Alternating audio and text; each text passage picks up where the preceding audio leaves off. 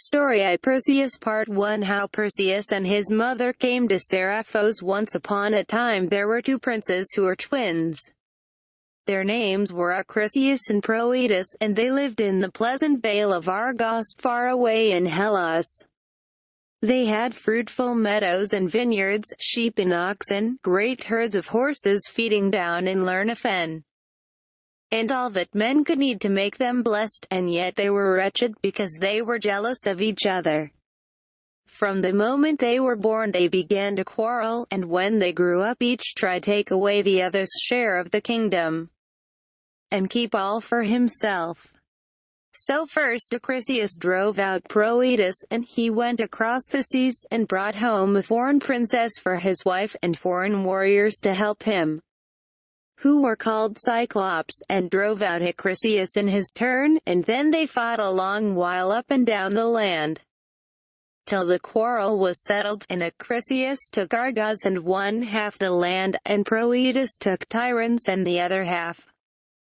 And Proetus and his Cyclops built around Tyrannus great walls of unhewn stone, which are standing to this day. But there came a prophet to that hard-hearted Acrisius and prophesied against him, and said, "Because you have risen up against your own blood shall rise up against you, because you have sinned against your kindred, by your kindred you shall be punished.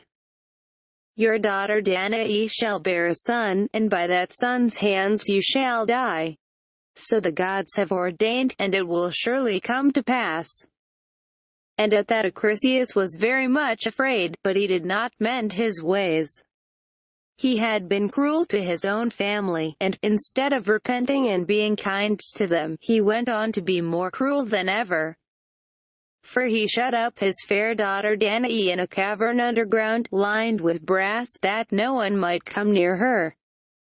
So he fancied himself more cunning than the gods, but you will see presently whether he was able to escape them. Now it came to pass that in time Danae bore a son, so beautiful a babe that any but King Acrisius would have had pity on it. But he had no pity, for he took Danae and her babe down to the seashore, and put them into a great chest, and thrust them out to sea, for the winds and the waves to carry them whithersoever they would. The northwest wind blew freshly out of the blue mountains, and down the pleasant vale of Argos, and away and out to sea. And away and out to sea before it floated the mother and her babe, while all who watched them wept, save that cruel father, King Acrisius. So they floated on, and the chest danced up and down upon the billows, and the baby slept upon its mother's breast.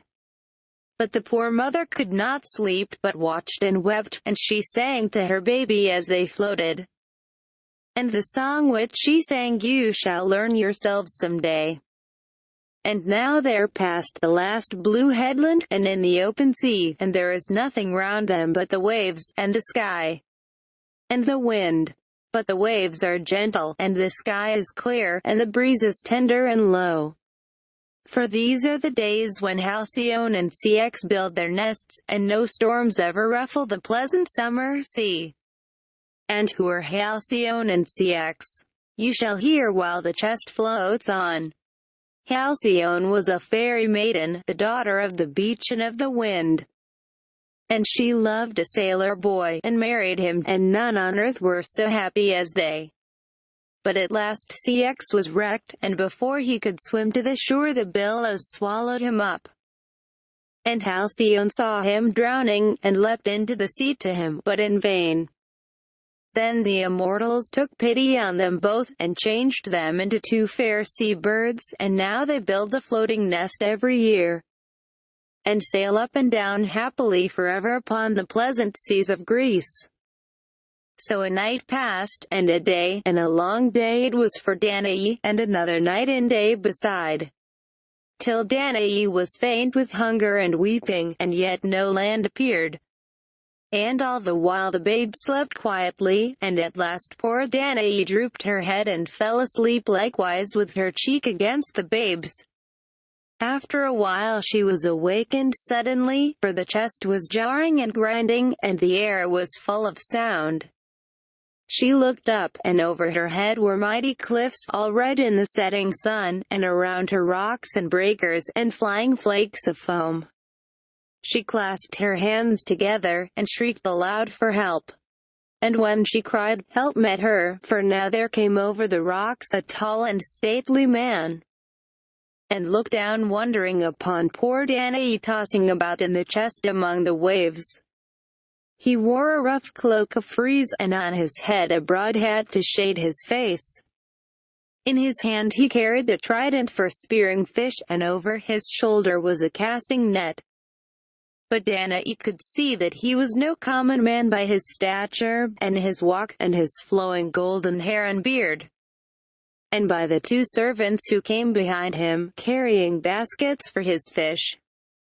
But she had hardly time to look at him, before he had laid aside his trident and leapt down the rocks, and thrown his casting net so surely over Danae in the chest, that he drew it, and her, and the baby, safe upon a ledge of rock. Then the fisherman took Danae by the hand, and lifted her out of the chest, and said, O beautiful damsel, what strange chance has brought you to this island in so frail a ship? Who are you, and whence? Surely you are some king's daughter, and this boy has somewhat more than mortal. And as he spoke he pointed to the babe, for its face shone like the morning star.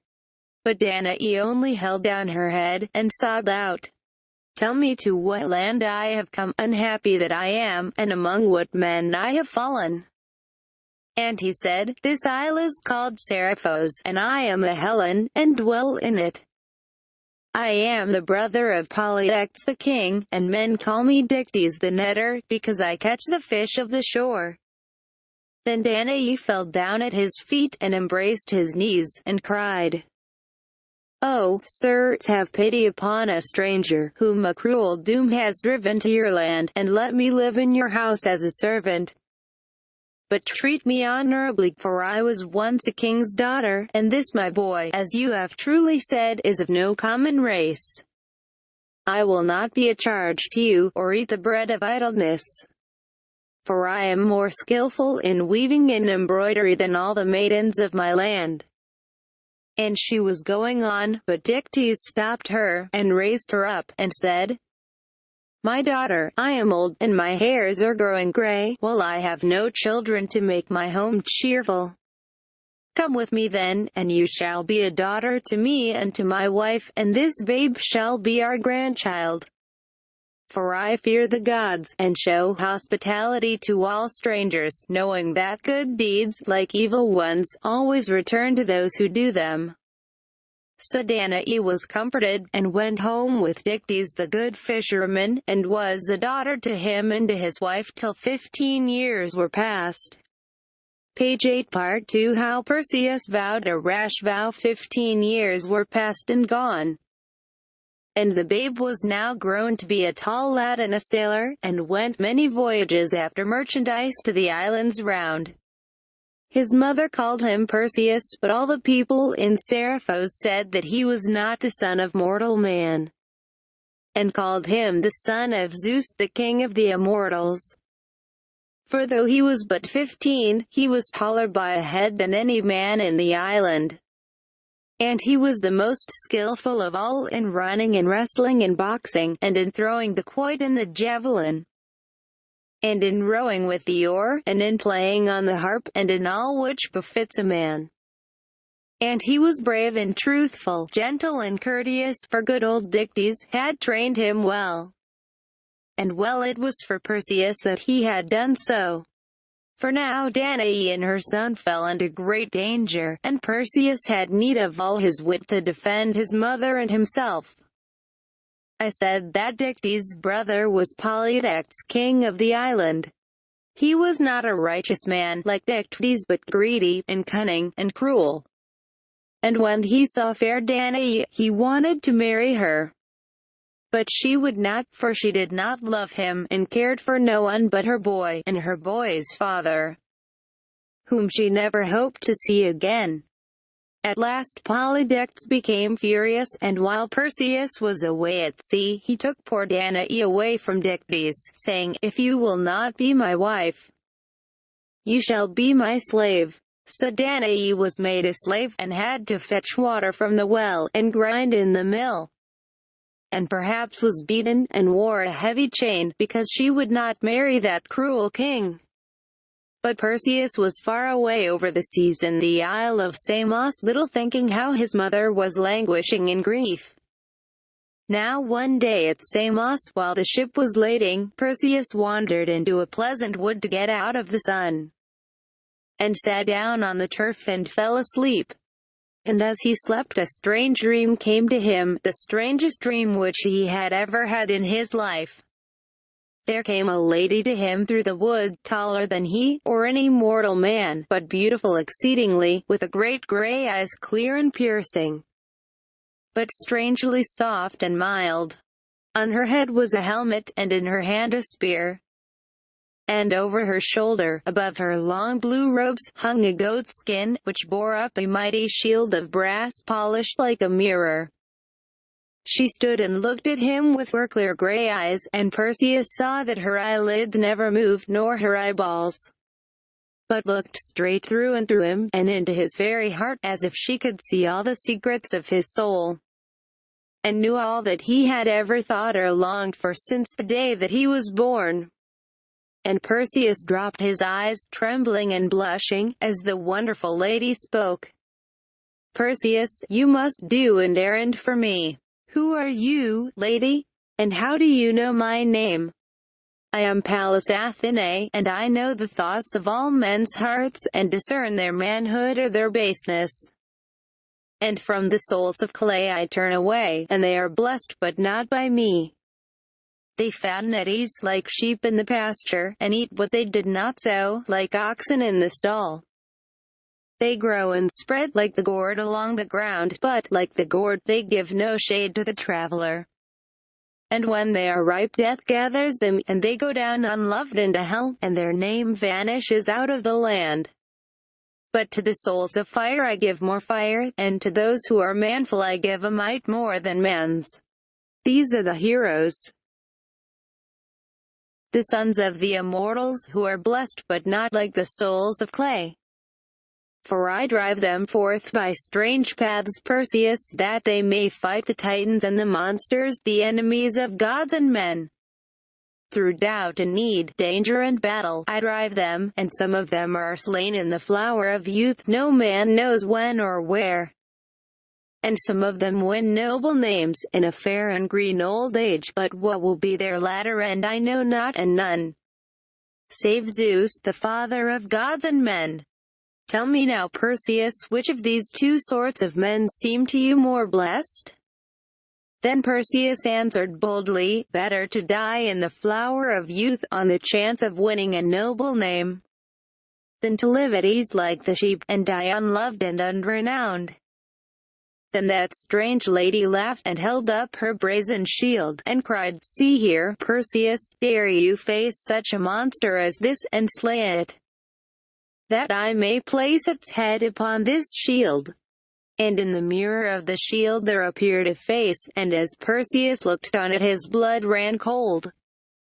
It was the face of a beautiful woman, but her cheeks were pale as death, and her brows were knit with everlasting pain, and her lips were thin and bitter like a snake's, and instead of hair, vipers wreathed about her temples, and shot out their forked tongues, while round her head were folded wings like an eagle's, and upon her bosom claws of brass. And Perseus looked a while, and then said, "If there is anything so fierce and foul on earth, it were a noble deed to kill it.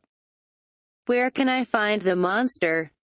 Then the strange lady smiled again, and said, "Not yet, you are too young, and too unskilled, for this is Medusa the Gorgon, the mother of a monstrous brood. Return to your home, and do the work which waits there for you. You must play the man in that before I can think you worthy to go in search of the Gorgon." Then Perseus would have spoken, but the strange lady vanished, and he awoke, and behold, it was a dream. But day and night Perseus saw before him the face of that dreadful woman, with the vipers writhing round her head. So he returned home, and when he came to Seriphos, the first thing which he heard was that his mother was a slave in the house of Polydectes. Grinding his teeth with rage, he went out and away to the king's palace, and through the men's rooms, and the women's rooms, and so through all the house, for no one dared stop him, so terrible and fair was he, till he found his mother sitting on the floor, turning the stone hand mill, and weeping as she turned it. And he lifted her up, and kissed her, and bade her follow him forth. But before they could pass out of the room Polydectes came in, raging. And when Perseus saw him, he flew upon him as the mastiff flies on the boar. "Villain and tyrant," he cried, "is this your respect for the gods, and thy mercy to strangers and widows? You shall die." And because he had no sword, he caught up the stone handmill, and lifted it to dash out Polydectes' brains. But his mother clung to him, shrieking, "Oh, my son, we are strangers and helpless in the land, and if you kill the king, all the people will fall on us, and we shall both die." Good Dictys, too, who had come in, entreated him, "Remember that he is my brother. Remember how I have brought you up, and trained you as my own son, and spare him for my sake." Then Perseus lowered his hand, and Polydectes, who had been trembling all this while like a coward, because he knew that he was in the wrong, let Perseus and his mother pass. Perseus took his mother to the temple of Athene, and there the priestess made her one of the temple sweepers. For there they knew she would be safe, and not even Polydectes would dare to drag her away from the altar. And there Perseus, and the good Dictys, and his wife came to visit her every day, while Polydectes, not being able to get what he wanted by force, cast about in his wicked heart how he might get it by cunning. Now he was sure that he could never get back Danae as long as Perseus was in the island. So he made a plot to rid himself of him. And first he pretended to have forgiven Perseus, and to have forgotten Danae, so that, for a while, all went as smoothly as ever. Next he proclaimed a great feast, and invited to it all the chiefs, and landowners, and the young men of the island, and among them Perseus, that they might all do him homage as their king, and eat of his banquet in his hall. On the appointed day they all came, and as the custom was then, each guest brought his present with him to the king, one a horse, another a shawl, or a ring, or a sword, and those who had nothing better brought a basket of grapes, or of game, but Perseus brought nothing, for he had nothing to bring, being but a poor sailor lad.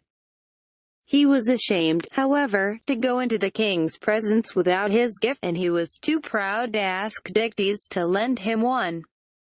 So he stood at the door sorrowfully, watching the rich men go in, and his face grew very red as they pointed at him, and smiled, and whispered, "What has that foundling to give?"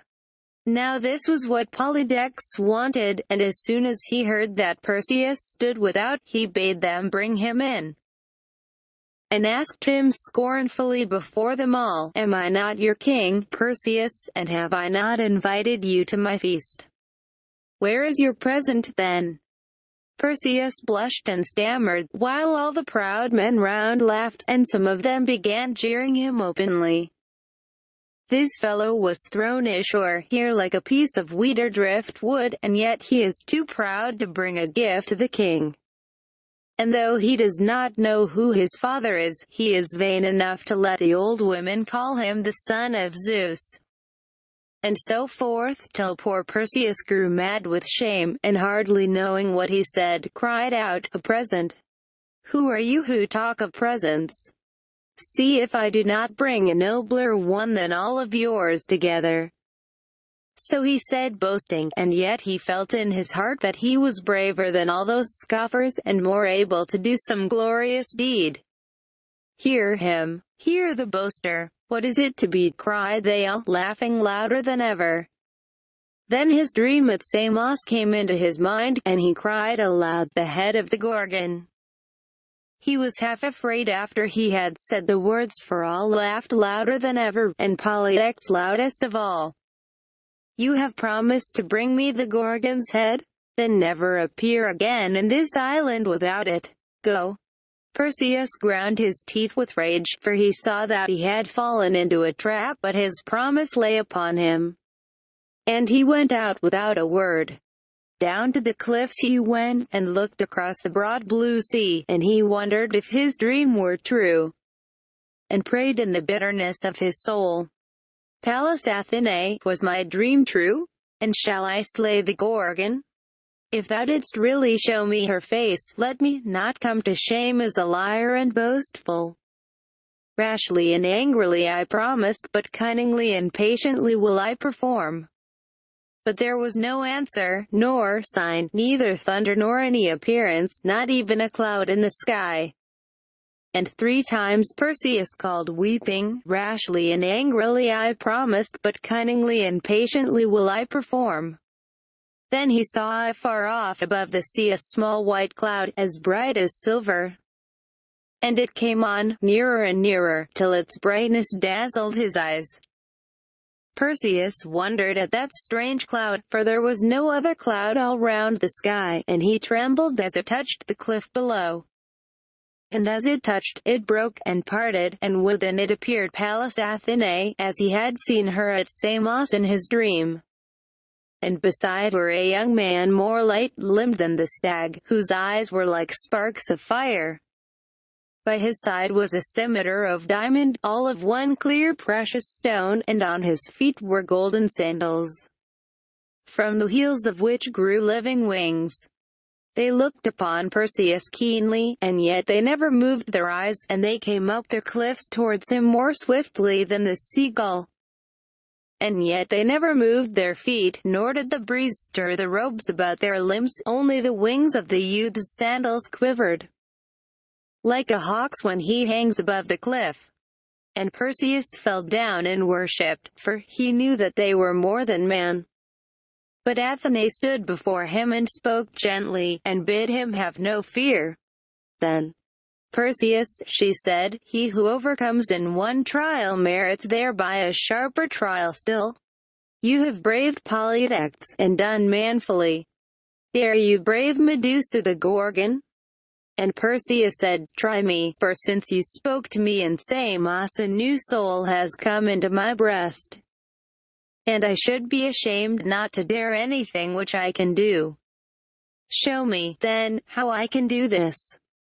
"Perseus," said Athenae, "think well before you attempt, for this deed requires a 7 years' journey, in which you cannot repent or turn back nor escape. But if your heart fails you, you must die in the unshapen land, where no man will ever find your bones. Better so than live here, useless and despised," said Perseus. "Tell me, then, oh tell me, fair and wise goddess, of your great kindness and condescension, how I can do but this one thing, and then, if need be, die." Then Athenae smiled and said, "Be patient, and listen, for if you forget my words, you will indeed die.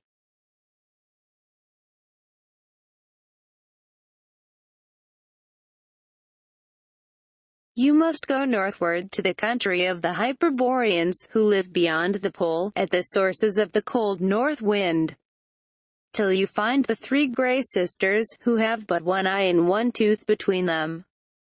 You must ask them the way to the nymphs, the daughters of the evening star, who dance about the golden tree, in the Atlantic island of the west.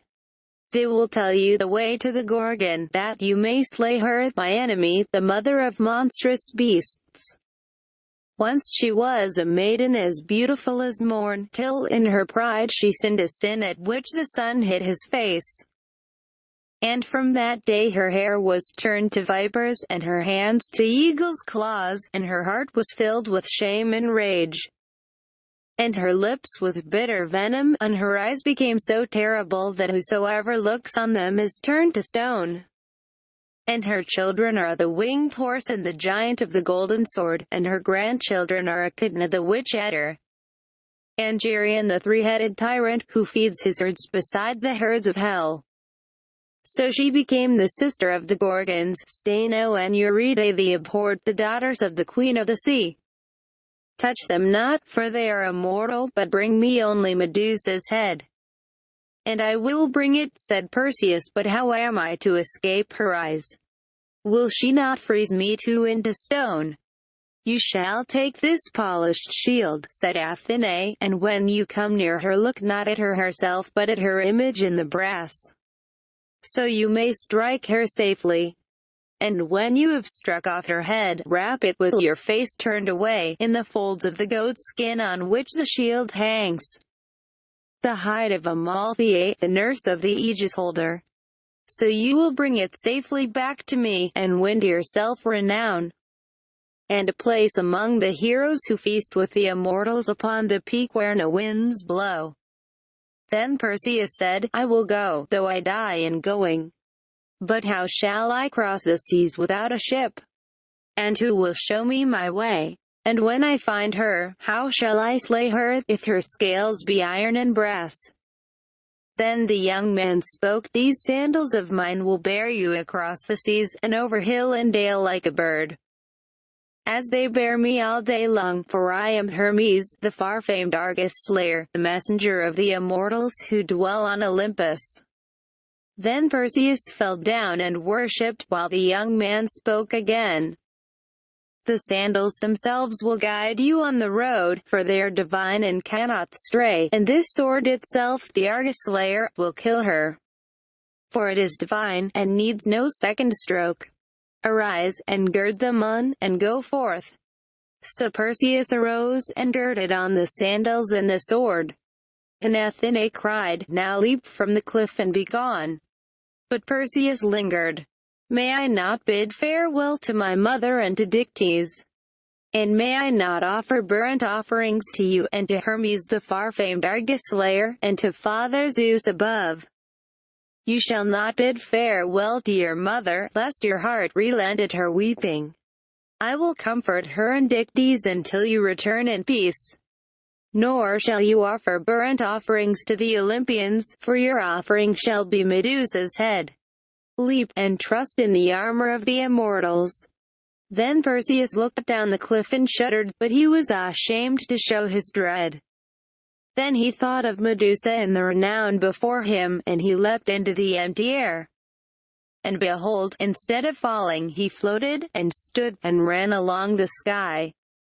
He looked back, but Athene had vanished, and Hermes and the sandals led him on northward ever, like a crane who follows the spring toward the Ister fens.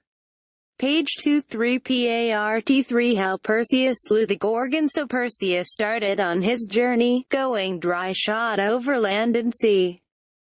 And his heart was high and joyful, for the winged sandals bore him each day a 7 days' journey.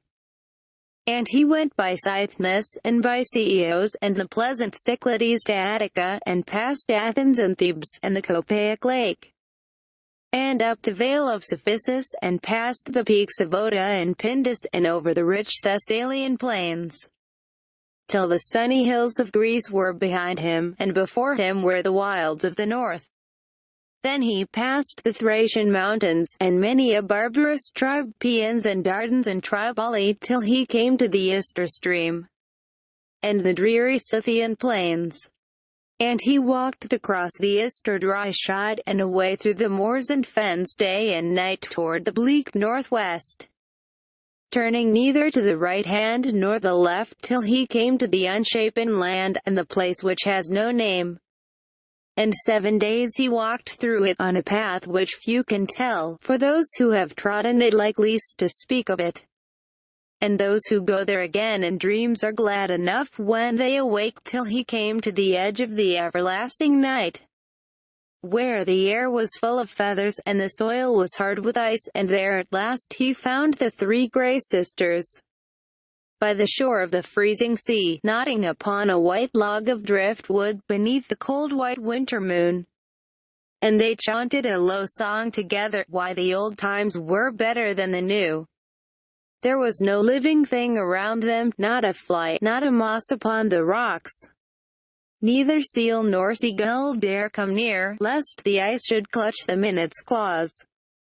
The surge broke up in foam, but it fell again in flakes of snow, and it frosted the hair of the three Grey Sisters, and the bones in the ice cliff above their heads.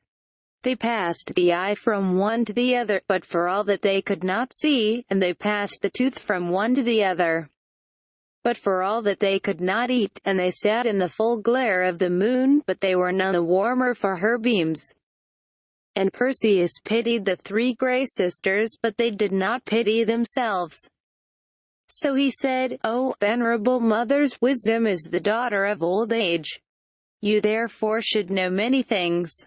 Tell me, if you can, the path to the Gorgon."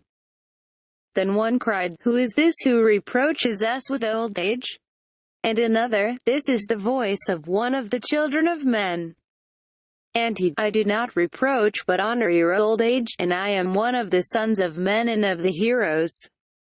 The rulers of Olympus have sent me to you to ask the way to the Gorgon." Then one, "There are new rulers in Olympus, and all new things are bad." And another, "We hate your rulers, and the heroes, and all the children of men.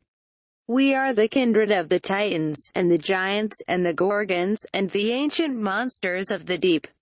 And another, "Who is this rash and insolent man who pushes unbidden into our world?" And the first, "There never was such a world as ours, nor will be. If we let him see it, he will spoil it all." Then one cried, "Give me the eye, that I may see him," and another, "Give me the tooth, that I may bite him." But Perseus, when he saw that they were foolish and proud, and did not love the children of men, left off pitying them, and said to himself, "Hungry men must needs be hasty. If I stay making many words here, I shall be starved." Then he stepped close to them, and watched till they passed the eye from hand to hand. And as they groped about between themselves, he held out his own hand gently, till one of them put the eye into it, fancying that it was the hand of her sister. Then he sprang back, and laughed, and cried, "Cruel and proud old women, I have your eye, and I will throw it into the sea, unless you tell me the path to the Gorgon. And swear to me that you tell me right." Then they wept, and chattered, and scolded, but in vain. They were forced to tell the truth though, when they told that Perseus could hardly make out the road. "You must go," they said, "foolish boy, to the southward, into the ugly glare of the sun, till you come to Atlas the giant, who holds the heaven and the earth apart. And you must ask his daughters, the Hesperides, who are young and foolish like yourself. And now give us back our eye, for we have forgotten all the rest." So Perseus gave them back their eye, but instead of using it they nodded and fell fast asleep, and were turned into blocks of ice, till the tide came up and washed them all away. And now they float up and down like icebergs forever, weeping whenever they meet the sunshine, and the fruitful summer and the warm south wind, which fill young hearts with joy. But Perseus leapt away to the southward, leaving the snow and the ice behind, past the Isle of the Hyperboreans, and the Tin Isles, and the long Iberian shore, while the sun rose higher day by day upon a bright blue summer sea. And the terns and the seagulls swept laughing round his head, and called to him to stop and play. And the dolphins gamboled up as he passed, and offered to carry him on their backs. And all night long the sea nymphs sang sweetly, and the Tritons blew upon their conchs, as they played round Galatea their queen, in her car of pearled shells. Day by day the sun rose higher, and leapt more swiftly into the sea at night, and more swiftly out of the sea at dawn, while Perseus skimmed over the billows like a seagull, and his feet were never wetted, and leapt on from wave to wave, and his limbs were never weary, till he saw far away a mighty mountain, all rose red in the setting sun. Its feet were wrapped in forests, and its head in wreaths of cloud, and Perseus knew that it was Atlas, who holds the heavens and the earth apart. He came to the mountain, and leapt on shore, and wandered upward, among pleasant valleys and waterfalls, and tall trees and strange ferns and flowers. But there was no smoke rising from any glen, and nor house, nor sign of man. At last, he heard sweet voices singing, and he guessed that he was come to the garden of the nymphs, the daughters of the evening star. They sang like nightingales among the thickets, and Perseus stopped to hear their song, but the words which they spoke he could not understand, no, nor no man after him for many 100 years. So he stepped forward and saw them dancing, hand in hand around the charmed tree, which bent under its golden fruit. And round the tree foot was coiled the dragon, old laden the sleepless snake, who lies there forever, listening to the song of the maidens, blinking and watching with dry bright eyes. Then Perseus stopped, not because he feared the dragon, but because he was bashful before those fair maids. But when they saw him, they too stopped, and called to him with trembling voices, "Who are you? Are you Heracles the mighty, who will come to rob our garden, and carry off our golden fruit?" And he answered, "I am not Heracles the mighty, and I want none of your golden fruit. Tell me, fair nymphs, the way which leads to the Gorgon, that I may go on my way and slay her." Not yet, fair boy, come dance with us around the tree in the garden which knows no winter, the home of the south wind and the sun. Come hither and play with us a while. We have danced alone here for 1,000 years, and our hearts are weary with longing for a playfellow. So come. I cannot dance with you, fair maidens, for I must do the errand of the immortals. So tell me the way to the Gorgon, lest I wander and perish in the waves." Then they sighed and wept, and answered, "The Gorgon, she will freeze you into stone. It is better to die like a hero than to live like an ox in a stall. The immortals have lent me weapons, and they will give me wit to use them." Then they sighed again and answered, "Fair boy, if you are bent on your own ruin, be it so. We know not the way to the Gorgon, but we will ask the giant Atlas, above upon the mountain peak, the brother of our father, the silver evening star. He sits aloft and sees across the ocean, and far away into the unshapen land." So they went up the mountain to Atlas their uncle, and Perseus went up with them. And they found the giant kneeling, as he held the heavens and the earth apart. They asked him, and he answered mildly, pointing to the seaboard with his mighty hand, "I can see the Gorgons lying on an island far away. But this youth can never come near them, unless he has the hat of darkness, which whosoever wears cannot be seen." Then cried Perseus, "Where is that hat, that I may find it?" But the giant smiled. "No living mortal can find that hat, for it lies in the depths of Hades, in the regions of the dead. But my nieces are immortal, and they shall fetch it for you, if you will promise me one thing and keep your faith." Then Perseus promised, and the giant said, "When you come back with the head of Medusa, you shall show me the beautiful horror, that I may lose my feeling and my breathing, and become a stone forever. For it is weary labor for me to hold the heavens and the earth apart." Then Perseus promised, and the eldest of the nymphs went down, and into a dark cavern among the cliffs, out of which came smoke and thunder. For it was one of the mouths of hell. And Perseus and the nymph sat down 7 days, and waited trembling, till the nymph came up again, and her face was pale, and her eyes dazzled with the light, for she had been long in the dreary darkness, but in her hand was the magic hat. Then all the nymphs kissed Perseus, and wept over him a long while, but he was only impatient to be gone. And at last they put the hat upon his head, and he vanished out of their sight. But Perseus went on boldly, past many an ugly sight, far away into the heart of the unshapen land, beyond the streams of ocean. to the isles where no ship cruises, where has neither night nor day, where nothing is in its right place, and nothing has a name. Till he heard the rustle of the Gorgons' wings and saw the glitter of their brazen talons, and then he knew that it was time to halt, lest Medusa should freeze him into stone. He thought a while with himself, and remembered Athene's words. He rose aloft into the air, and held the mirror of the shield above his head, and looked up into it that he might see all that was below him. And he saw the 3 Gorgons sleeping as huge as elephants. He knew that they could not see him, because the hat of darkness hid him, and yet he trembled as he sank down near them. So terrible were those brazen claws. 2 of the Gorgons were foul as swine, and lay sleeping heavily, as swine sleep with their mighty wings outspread, but Medusa tossed to and fro restlessly. And as she tossed, Perseus pitied her, she looked so fair and sad.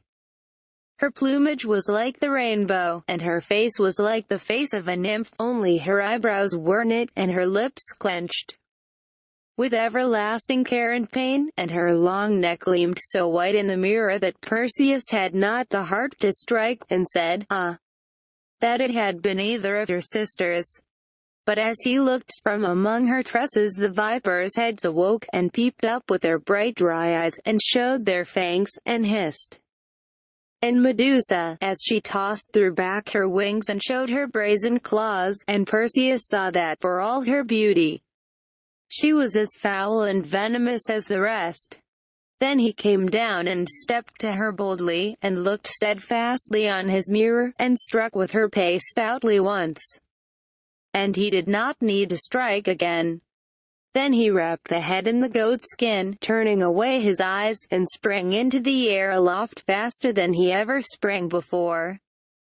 For Medusa's wings and talons rattled as she sank dead upon the rocks, and her 2 foul sisters woke, and saw her lying dead. Into the air they sprang yelling, and looked for him who had done the deed.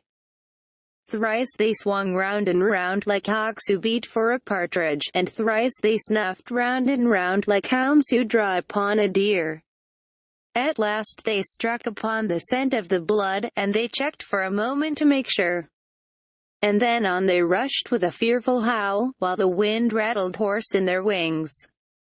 On they rushed, sweeping and flapping, like eagles after a hare, and Perseus' blood ran cold, for all his courage, as he saw them come howling on his track, and he cried, "Bear me well now, brave Sandals, for the hounds of death are at my heels."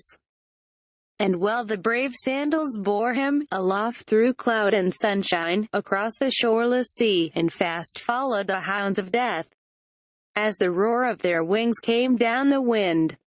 But the roar came down fainter and fainter, and the howl of their voices died away, for the Sandals were too swift, even for Gorgons. And by nightfall they were far behind, 2 black specks in the southern sky, till the sun sank and he saw them no more. Then he came again to Atlas, and the garden of the nymphs, and when the giant heard him coming he groaned, and said, "Fulfill thy promise to me." Then Perseus held up to him the Gorgon's head, and he had rest from all his toil. For he became a crag of stone, which sleeps forever far above the clouds. Then he thanked the nymphs, and asked them, "By what road shall I go homeward again, for I wandered far round in coming hither?" And they wept and cried, "Go home no more, but stay and play with us, the lonely maidens, who dwell forever far away from gods and men." But he refused, and they told him his road, and said, "Take with you this magic fruit, which, if you eat once, you will not hunger for 7 days. For you must go eastward and eastward ever, over the doleful Libyan shore, which Poseidon gave to Father Zeus, when he burst open the Bosphorus and the Hellespont, and drowned the fair Lactonian land. And Zeus took that land in exchange, a fair bargain, much bad ground for a little good. And to this day it lies waste and desert, with shingle, and rock, and sand. Then they kissed Perseus, and wept over him, and he leapt down the mountain, and went on, lessening and lessening like a seagull, away and out to sea. Page 36 PARTIV How Perseus came to the Ethiops. So Perseus flitted onward to the northeast, over many a league of sea, till he came to the rolling sandhills and the dreary Libyan shore. And he flitted on across the desert, over rock ledges, and banks of shingle, and level wastes of sand, and shell drifts bleaching in the sunshine, and the skeletons of great sea monsters, and dead bones of ancient giants, strewn up and down upon the old seafloor. And as he went, the blood drops fell to the earth from the Gorgon's head, and became poisonous asps and adders, which breed in the desert to this day.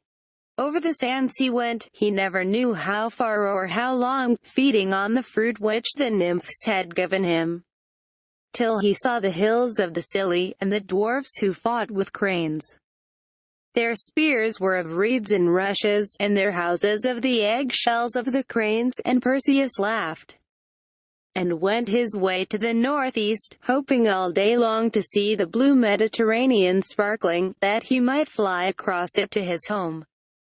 But now came down a mighty wind, and swept him back southward toward the desert. All day long he strove against it, but even the winged sandals could not prevail. So he was forced to fly down the wind all night, and when the morning dawned there was nothing to be seen, save the same old hateful waste of sand. And out of the north the sandstorms rushed upon him, blood-red pillars and wreaths blotting out the noonday sun, and Perseus fled before them, lest he should be choked by the burning dust. At last the gale fell calm, and he tried to go northward again, but again came down the sandstorms, and swept him back into the waste. And then all was calm and cloudless as before. 7 days he strove against the storms, and 7 days he was driven back till he was spent with thirst and hunger, and his tongue clove to the roof of his mouth. Here and there he fancied that he saw a fair lake, and the sunbeams shining on the water. But when he came to it, it vanished at his feet, and there was naught but burning sand. And if he had not been of the race of the immortals, he would have perished in the waste, but his life was strong within him, because it was more than man's. Then he cried to Athene, and said, O, fair and pure, if thou hearest me, wilt thou leave me here to die of drought? I have brought thee the Gorgon's head at thy bidding, and hitherto thou hast prospered my journey. Dost thou desert me at the last? Else why will not these immortal sandals prevail, even against the desert storms? Shall I never see my mother more, and the blue ripple round Seriphos, and the sunny hills of Hellas? So he prayed, and after he had prayed there was a great silence. The heaven was still above his head, and the sand was still beneath his feet, and Perseus looked up. But there was nothing but the blinding sun in the blinding blue, and round him, but there was nothing but the blinding sand. And Perseus stood still a while, and waited, and said, Surely I am not here without the will of the immortals, for Athene will not lie. Were not these sandals to lead me in the right road? Then the road in which I have tried to go must be a wrong road. Then suddenly his ears were opened, and he heard the sound of running water. And at that his heart was lifted up, though he scarcely dared believe his ears, and weary as he was, he hurried forward, though he could scarcely stand upright, and within a bowshot of him was a glen in the sand, and marble rocks, and date trees, and a lawn of gay green grass. And through the lawn a streamlet sparkled and wandered out beyond the trees, and vanished in the sand. The water trickled among the rocks, and a pleasant breeze rustled in the dry date branches, and Perseus laughed for joy, and leapt down the cliff, and drank of the cool water, and ate of the dates, and slept upon the turf, and leapt up and went forward again, but not toward the north this time, for he said, Surely Athene hath sent me hither, and will not have me go homeward yet.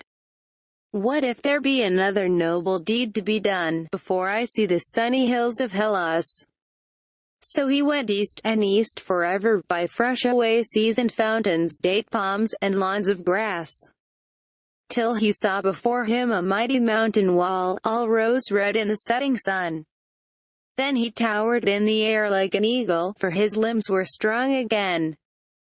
And he flew all night across the mountain till the day began to dawn, and rosy-fingered Eos came blushing up the sky. And then, behold, beneath him was the long green garden of Egypt and the shining stream of Nile. And he saw cities walled up to heaven, and temples, and obelisks, and pyramids, and giant gods of stone. And he came down amid fields of barley, and flax, and millet, and clambering gourds, and saw the people coming out of the gates of a great city, and setting to work, each in his place, among the watercourses, parting the streams among the plants cunningly with their feet, according to the wisdom of the Egyptians.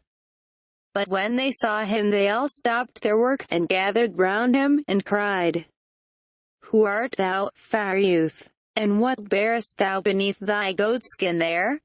Surely thou art one of the immortals, for thy skin is white like ivory, and ours is red like clay. Thy hair is like threads of gold, and ours is black and curled. Surely thou art one of the immortals. And they would have worshipped him then and there, but Perseus said, I am not one of the immortals, but I am a hero of the Hellenes. And I have slain the Gorgon in the wilderness, and bear her head with me.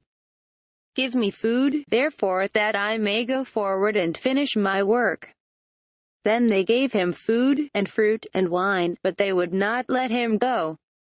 And when the news came into the city that the Gorgon was slain, the priests came out to meet him, and the maidens, with songs and dances, and timbrels and harps, and they would have brought him to their temple and to their king, but Perseus put on the hat of darkness, and vanished away out of their sight. Therefore the Egyptians looked long for his return, but in vain, and worshipped him as a hero, and made a statue of him in Chemis, which stood for many 100 years, and they said that he appeared to them at times, with sandals a cubit long, and that whenever he appeared the season was fruitful, and the Nile rose high that year.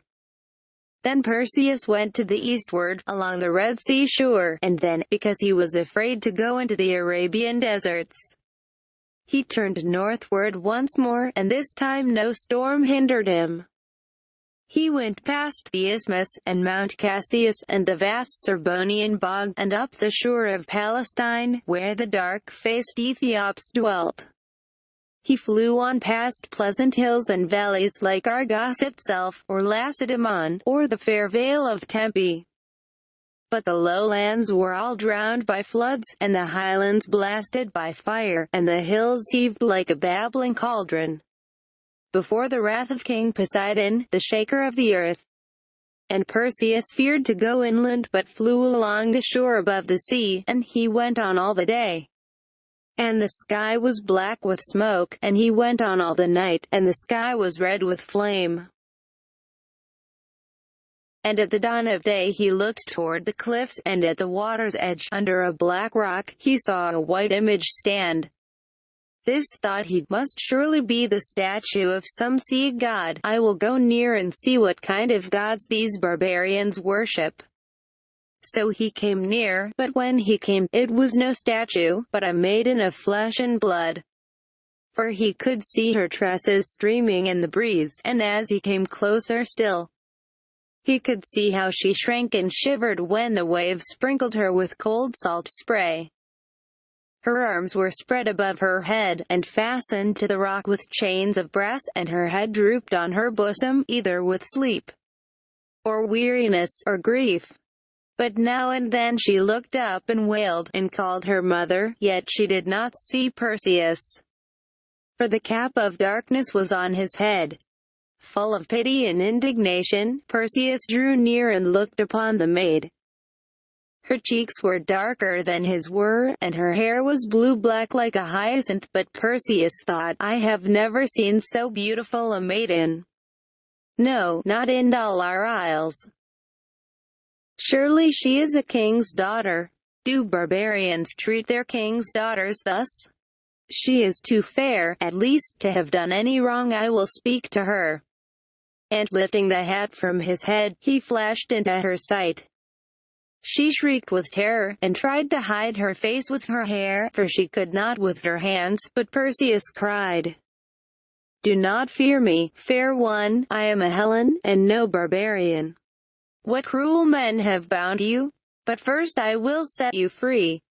And he tore at the fetters, but they were too strong for him, while the maiden cried, "Touch me not, I am accursed, devoted as a victim to the sea gods. They'll slay you, if you dare to set me free." "Let them try," said Perseus, and drawing her pay from his thigh, he cut through the brass as if it had been flax. "Now," he said, "you belong to me, and not to these sea gods, whosoever they may be." But she only called the more on her mother. "Why call on your mother? She can be no mother to have left you here. If a bird is dropped out of the nest, it belongs to the man who picks it up. If a jewel is cast by the wayside, it is his who dare win it and wear it, as I will win you and will wear you. I know now why Pallas Athene sent me hither. She sent me to gain a prize worth all my toil and more." And he clasped her in his arms, and cried, "Where are these sea gods, cruel and unjust, who doom fair maids to death? I carry the weapons of immortals. Let them measure their strength against mine. But tell me, maiden, who you are, and what dark fate brought you here." And she answered, weeping, "I am the daughter of Cepheus, king of Iopa, and my mother is Cassiopeia of the beautiful tresses, and they called me Andromeda, as long as life was mine. And I stand bound here, hapless that I am, for the sea monster's food, to atone for my mother's sin. For she boasted of me once that I was fairer than Otargatis, queen of the fishes, so she in her wrath sent the sea floods. And her brother the Fire King sent the earthquakes, and wasted all the little land, and after the floods a monster bred of the slime, who devours all living things. And now he must devour me, guiltless though I am, me who never harmed a living thing, nor saw a fish upon the shore, but I gave it life, and threw it back into the sea, for in our land we eat no fish, for fear of Otargatis their queen. Yet the priests say that nothing but my blood can atone for a sin which I never committed." But Perseus laughed, and said, "A sea monster? I have fought with worse than him. I would have faced immortals for your sake, how much more a beast of the sea?"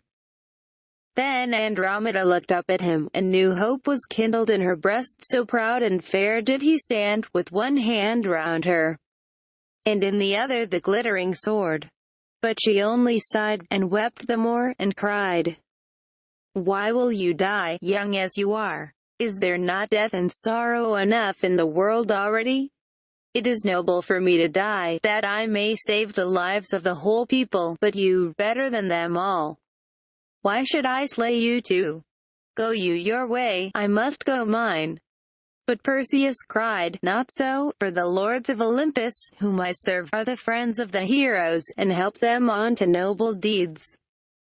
Led by them, I slew the Gorgon, the beautiful horror, and not without them do I come hither to slay this monster with that same Gorgon's head.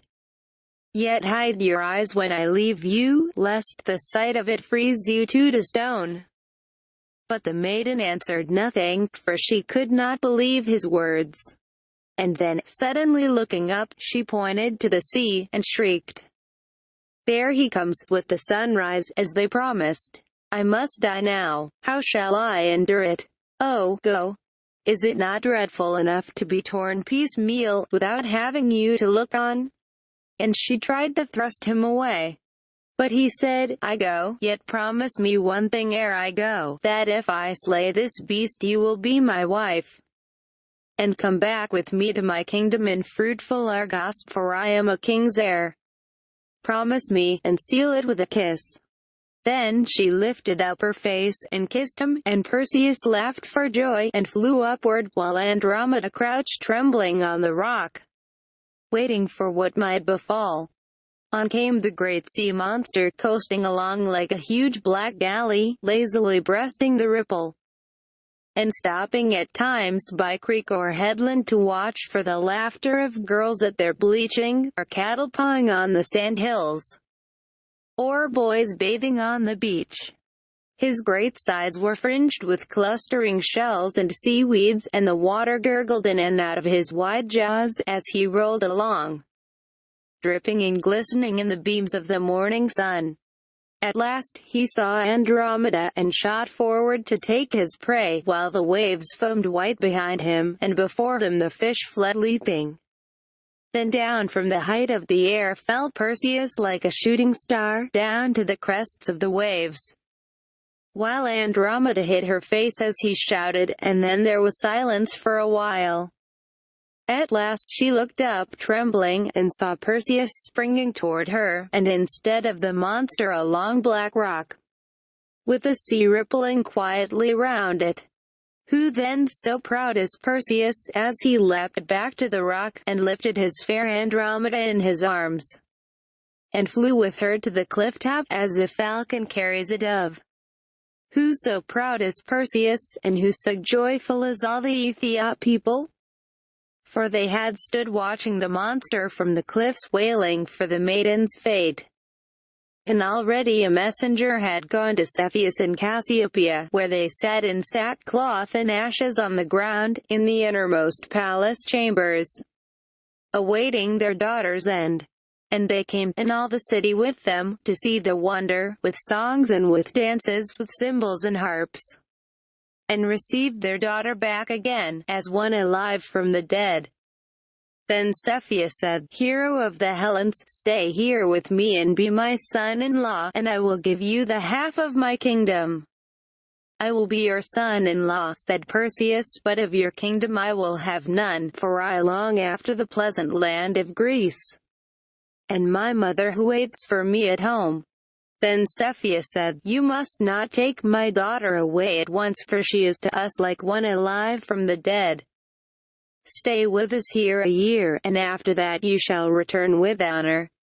And Perseus consented. But before he went to the palace he bade the people bring stones and wood, and built 3 altars, one to Athene, and one to Hermes, and one to Father Zeus, and offered bullocks and rams. And some said, "This is a pious man," yet the priests said, "The sea queen will be yet more fierce against us, because her monster is slain." But they were afraid to speak aloud, for they feared the Gorgon's head.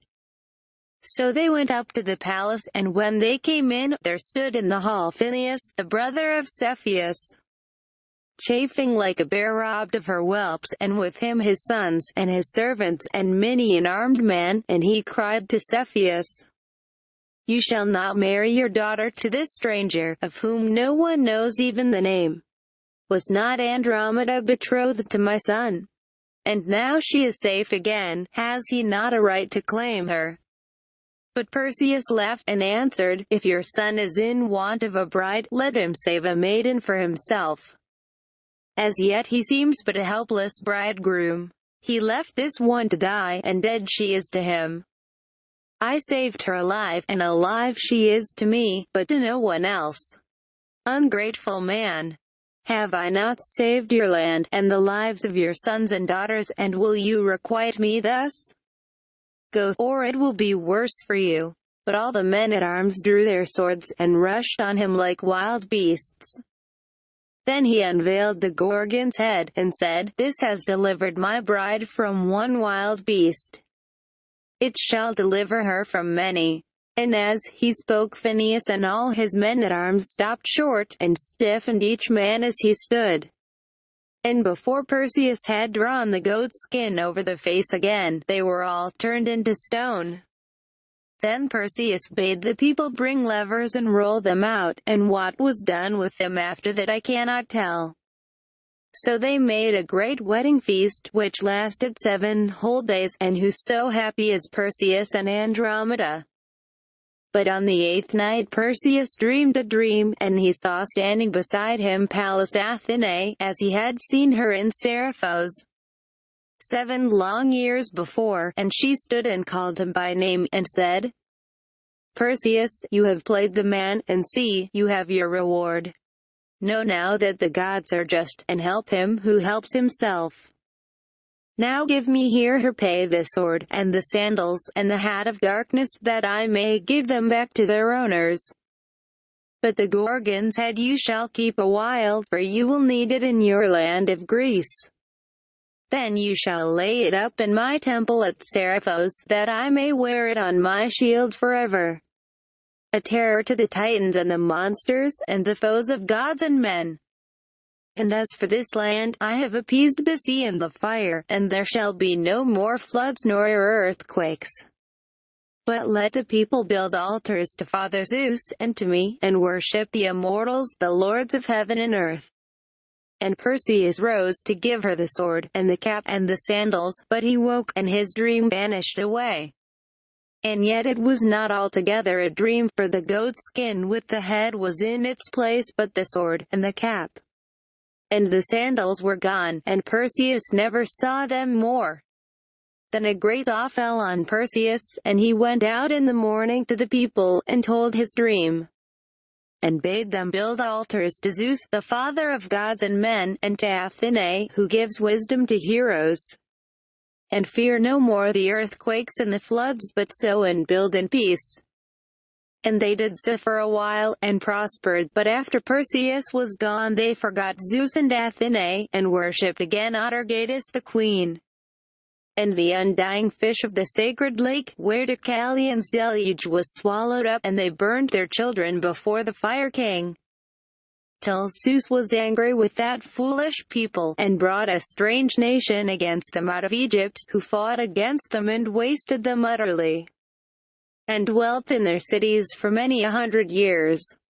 Page 53 PART versus how Perseus came home again. And when a year was ended, Perseus hired Phoenicians from Tyre, and cut down cedars, and built himself a noble galley, and painted its cheeks with vermilion, and pitched its sides with pitch, and in it he put Andromeda, and all her dowry of jewels, and rich shawls, and spices from the east, and great was the weeping when they rode away. But the remembrance of his brave deed was left behind, and Andromeda's rock was shown at Iopa in Palestine till more than 1,000 years were past.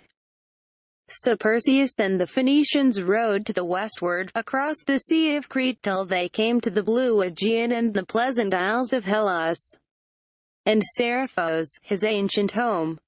Then he left his galley on the beach, and went up as of old, and he embraced his mother, and Dictys his good foster father.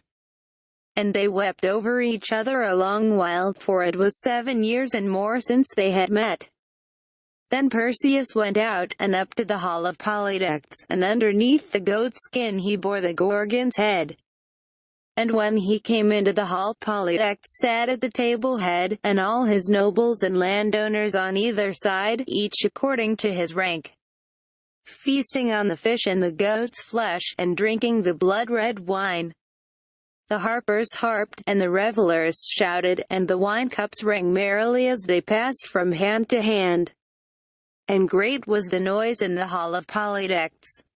Then Perseus stood upon the threshold, and called to the king by name.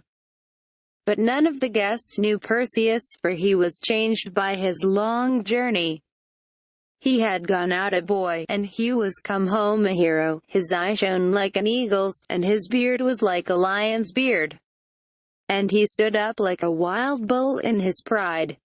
But Polydectes the wicked knew him, and hardened his heart still more, and scornfully he called, "Ah, foundling, have you found it more easy to promise than to fulfill? Those whom the gods help fulfill their promises, and those who despise them reap as they have sown. But hold the Gorgon's head." Then Perseus drew back the goat's skin, and held aloft the Gorgon's head. Pale grew Polydectes and his guests as they looked upon that dreadful face. They tried to rise up from their seats, but from their seats they never rose but stiffened, each man where he sat, into a ring of cold grey stones. Then Perseus turned and left them, and went down to his galley in the bay, and he gave the kingdom to good Dictys, and sailed away with his mother and his bride. And Polydectes and his guests sat still, with the wine cups before them on the board, till the rafters crumbled down above their heads, and the walls behind their backs, and the table crumbled down between them, and the grass sprung up about their feet. But Polydectes and his guests sit on the hillside, a ring of grey stones until this day. But Perseus rode westward toward Argos, and landed, and went up to the town. And when he came, he found that Acrisius his grandfather had fled. For Proetus his wicked brother had made war against him afresh, and had come across the river from Tyrance, and conquered Argos. And Acrisius had fled to Larissa, in the country of the wild Pelasga. Then Perseus called the Argives together, and told them who he was, and all the noble deeds which he had done. And all the nobles and the yeomen made him king, for they saw that he had a royal heart, and they fought with him against Argos, and took it, and killed Proetus, and made the Cyclops serve them, and build them walls round Argos, like the walls which they had built at Tyrannus. And there were great rejoicings in the vale of Argos, because they had got a king from Father Zeus. But Perseus' heart yearned after his grandfather, and he said, "Surely he is my flesh and blood, and he will love me now that I am come home with honor. I will go and find him, and bring him home, and we will reign together in peace." So Perseus sailed away with his Phoenicians, round Hydria and Sunium, past Marathon and the Attic shore, and through Euripus, and up the long Euboean Sea, till he came to the town of Larissa, where the wild Pelasga dwelt. And when he came there, all the people were in the fields, and there was feasting, and all kinds of games. For Teutomenes their king wished to honor Acrisius, because he was the king of a mighty land. So Perseus did not tell his name, but went up to the games unknown, for he said, "If I carry away the prize in the games, my grandfather's heart will be softened toward me." So he threw off his helmet, and his cuirass, and all his clothes, and stood among the youths of Larissa, while all wondered at him, and said, "Who is this young stranger, who stands like a wild bull in his pride? Surely he is one of the heroes, the sons of the immortals from Olympus." And when the games began, they wondered yet more, for Perseus was the best man of all at running, and leaping, and wrestling, and throwing the javelin. And he won 4 crowns, and took them, and then he said to himself, "There is a 5th crown yet to be won, I will win that, and lay them all upon the knees of my grandfather." And as he spoke, he saw where Acrisius sat by the side of Teutomenes the king, with his white beard flowing down upon his knees, and his royal staff in his hand. And Perseus wept when he looked at him, for his heart yearned after his kin, and he said, "Surely he is a kingly old man, yet he need not be ashamed of his grandson." Then he took the quoits, and hurled them 5 fathoms beyond all the rest, and the people shouted, "Further yet, brave stranger! There has never been such a hurler in this land." Then Perseus put out all his strength, and hurled. But a gust of wind came from the sea, and carried the quoit aside, and far beyond all the rest. And it fell on the foot of Acrisius, and he swooned away with the pain. Perseus shrieked, and ran up to him, but when they lifted the old man up he was dead, for his life was slow and feeble. Then Perseus rent his clothes, and cast dust upon his head, and wept a long while for his grandfather. At last he rose, and called to all the people aloud, and said, "The gods are true, and what they have ordained must be. I am Perseus, the grandson of this dead man, the far-famed slayer of the Gorgon." Then he told them how the prophecy had declared that he should kill his grandfather, and all the story of his life. So they made a great mourning for Perseus, and burned him on a right rich pile, and Perseus went to the temple, and was purified from the guilt of the death because he had done it unknowingly. Then he went home to Argos, and reigned there well with fair Andromeda, and they had 4 sons and 3 daughters, and died in a good old age. And when they died, the ancients say, Athene took them up into the sky, with Cepheus and Cassiopeia. And there on starlight nights you may see them shining still, Cepheus with his kingly crown, and Cassiopeia in her ivory chair plaiting her star-spangled tresses, and Perseus with the Gorgon's head, and fair Andromeda beside him, spreading her long white arms across the heaven, as she stood when chained to this stone for the monster. All night long, they shine, for a beacon to wandering sailors, but all day they feast with the gods, on the still blue peaks of Olympus.